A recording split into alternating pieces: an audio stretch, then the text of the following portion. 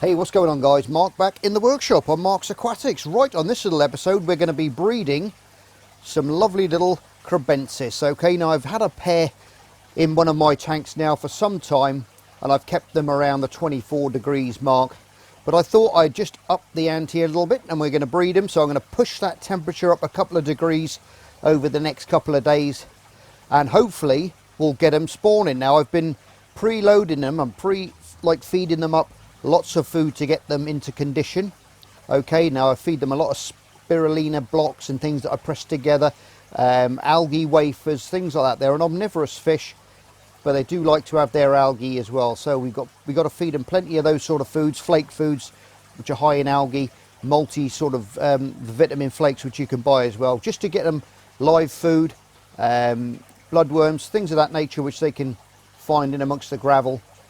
As you can see in the tank there, you can just see a little head poking out there. Now they're a super shy fish, Kribensis. If you keep them on their own, you do get the exceptions which will come out and are a little bit more active, and they'll come out. But in general, they're a very shy fish, unless you keep them, of course, in a community tank where you get the other fish in there which act like dither fish, which means then obviously there's fish coming out, they feel safer, so they'll venture out more into the water, okay, which is a fine thing.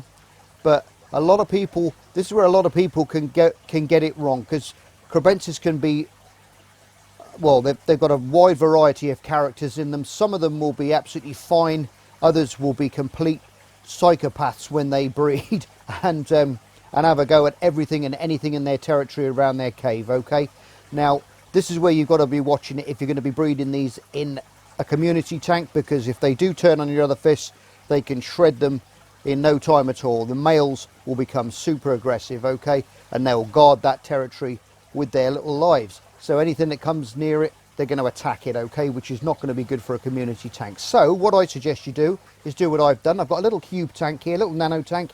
It's only around, I would say, 30 litres, and it's going to be better for them in there. Now I've put gravel in there, I've got the plants in there. They're not 100% great plants, they've been in there for a while, but it's going to do for this little breeding project.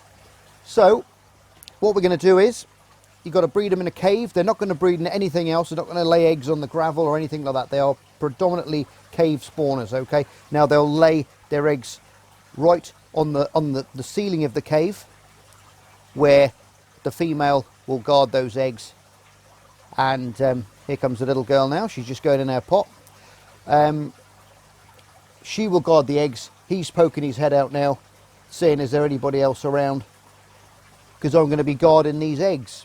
And I don't think there's any eggs in there at the moment. There could be, but what I'm going to do is, I'm not going to do this video in layers like I've done before in stages. I'm going to do this as start, and we're going to get the fry out, and then I'm going to show you the fry and everything else in this video, okay, as well. So don't tune off just yet, because we're going to have some footage of some fry, and I'll link all these videos together, okay. But as usual, you've got to get these all conditioned up first, okay, and before they're going to breed. Now they're a great looking little fish, I think, and they've got a wide range from Benin to Nigeria, Cameroon, all those areas. And one funny thing about these fishes, guys, as well, if you keep them, if you're going to buy these from the shop as babies, get a group of around 6, and you'll find they'll pair off together in their own little groups. If you keep them in a big tank, it's quite amazing. If you've got them in, say, a 3-foot tank, you'll find that what they'll do is as they grow up, they'll split up, they'll pair up together, and then if you've got the various caves in the tank, they're going to go into their various caves, pair up, and lay the eggs.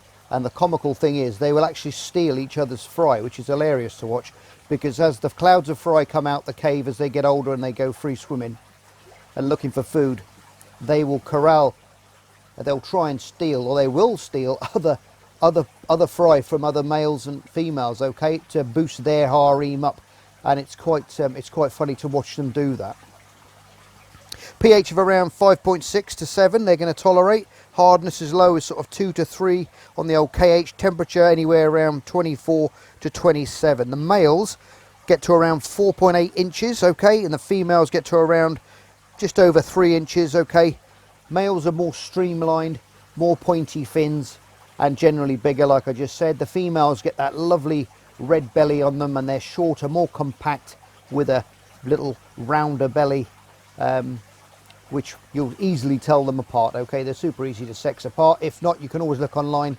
There's lots and lots of pictures online where you can go and find some information on how to sex them, okay, as well. And the females tend to have little more of a spadey shape fin on them, where the males are more lengthy in the middle and protrude out a bit longer, okay. Right then, I think what we're going to do is, now you've seen these guys, is I'm going to give them a few days. I know they're going to be spawning in this cave in the next couple of days because of the way they're acting, and obviously breeding them before, and I've bred these guys before as well. So I'll get back to you when there's some eggs in the pot, okay.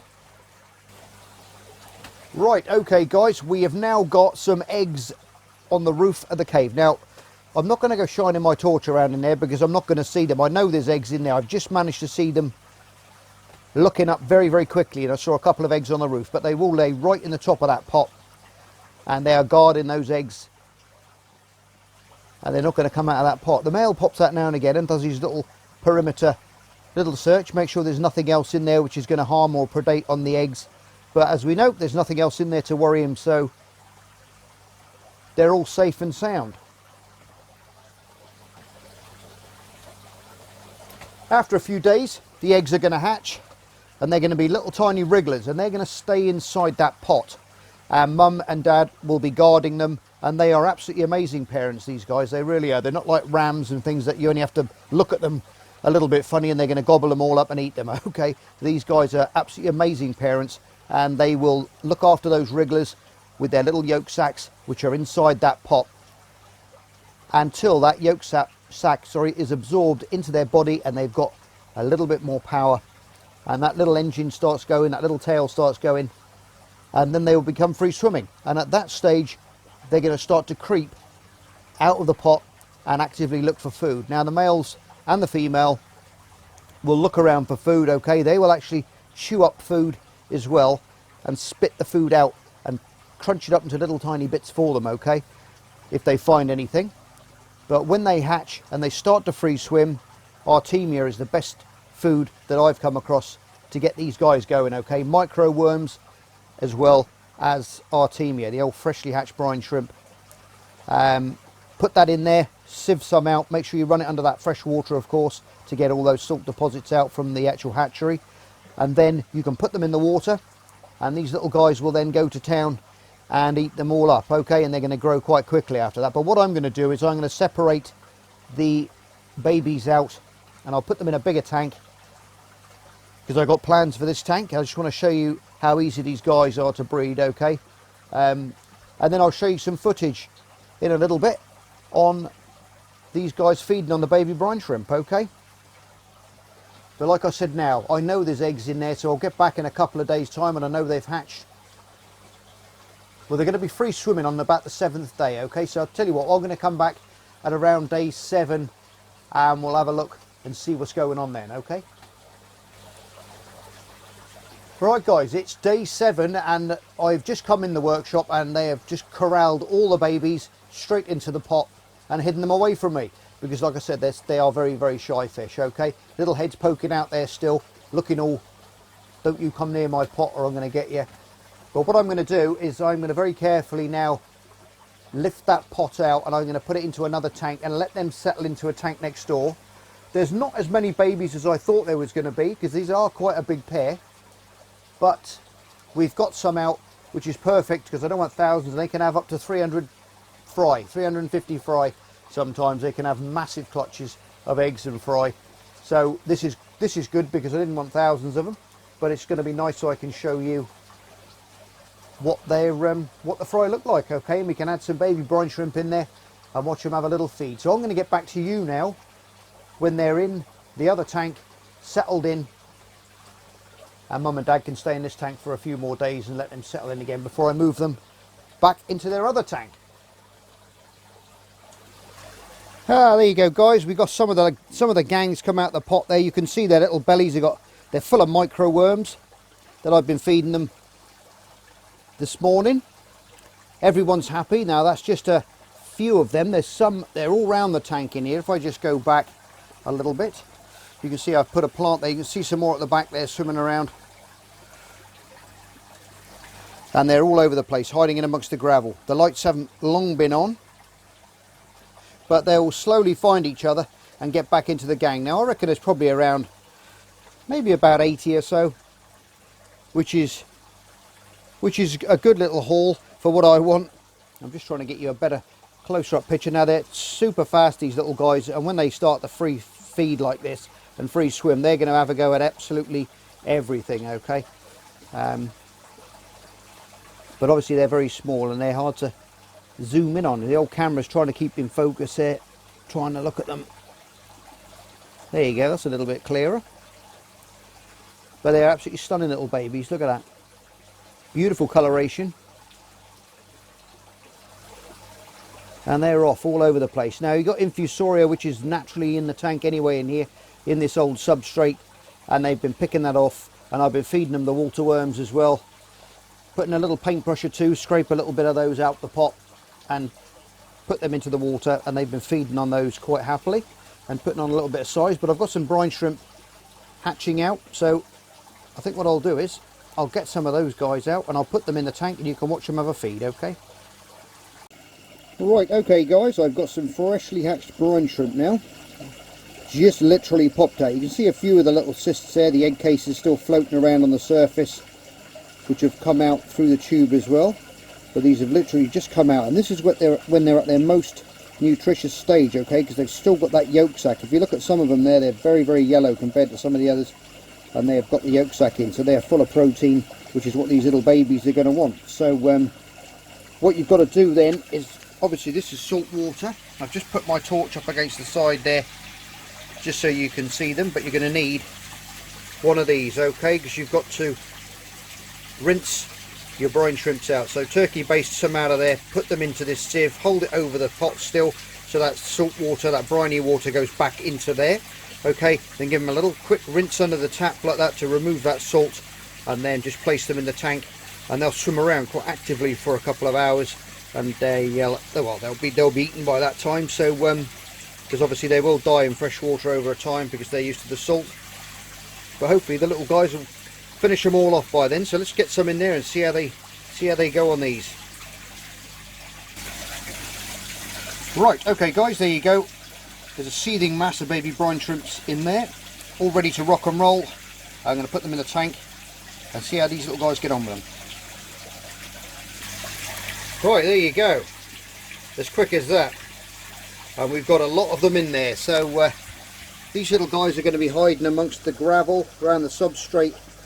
Once they realise that these brine shrimps have gone in, this is their first batch of brine shrimps. They've never eaten them before, so they're going to be quite timid a minute. I've just been larking around in the tank, so they do tend to hide in amongst the substrate for a little moment until they get used to it. But when they see those brine shrimps hopping about, they'll soon come out and start picking them off.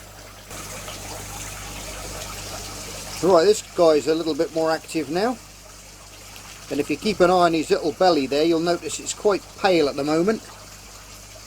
But as he starts picking these guys off, or his little mates next to him as well, as they start picking these baby brine shrimp off, their little bellies will get nice and orange, full of them. And like I said, they haven't eaten these before, so it's a first for them.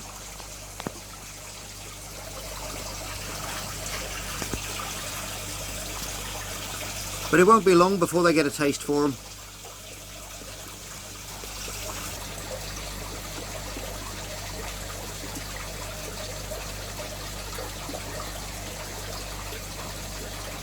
Yeah, they're starting to eat them now. Already you can see those little bellies starting to go orange as they're picking them out of the water column.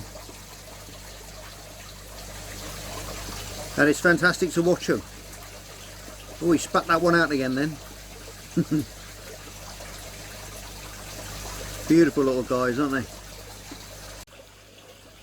There you go. I thought I'd give you a quick look at a couple of these baby Kribensis close up. I just did a little filter change and two of these little guys were actually in between the ribs on the sponge filter in the bucket. So, and I was trying to be so careful, they're so small, but I thought I'd show you a little bit of close-up footage of them before I put them back. You can see they're gorgeous looking little guys, panting away there, little fins going, absolutely beautiful. Right, without further ado, I'm going to get them back into the tank with their brothers and sisters, and then I'll show you a little bit more footage, and then we'll wrap this little breeding video up, okay? Okay then, we're going to wrap this little video up now. You can see a nice little pocket of them there on that. I think it's around 50 or 60 all, to be honest. Little group there. You can see some swimming around at the back, and they're all the way along the back.